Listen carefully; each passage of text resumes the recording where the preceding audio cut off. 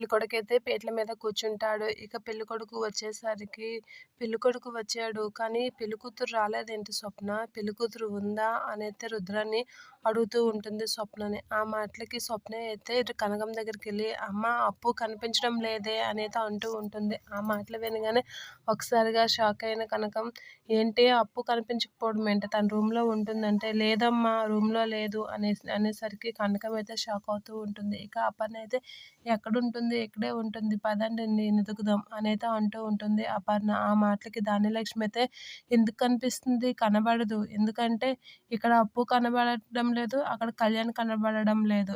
ఇద్దరు ఒకేసారి కనబడడం లేదంటే ఇద్దరు ఏదో చేస్తున్నారు అనైతే గట్టిగా అంటూ ఉంటుంది. ఆ మాటలకైతే రాజు వాళ్ళందరూ అయితే ఒకసారిగా షాక్ అవుతూ ఉంటారు. అవును నేను కళ్యాణ్‌కి ఫోన్ చేసి ఇంటికి ఫోన్ చేసి చూసాను. ఇంటి దగ్గర కళ్యాణ్ లేడని తెలిసింది. ఇక్కడ అప్పు లేదు.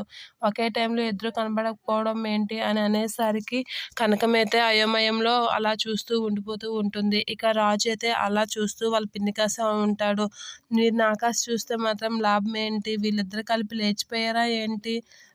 ఇద్దరు నాకిష్టం లేదని చెప్పేసి ఇద్దరు మళ్ళీ తలనొప్పి తెస్తున్నారు మనకి అని చెప్పేసి అయితే ధాన్యలక్ష్మి అంటూ ఉంటుంది. నేను అనుకున్నదే జరిగింది అని ధాన్యలక్ష్మి అందరితో గట్టిగా అంటూ ఉంటుంది.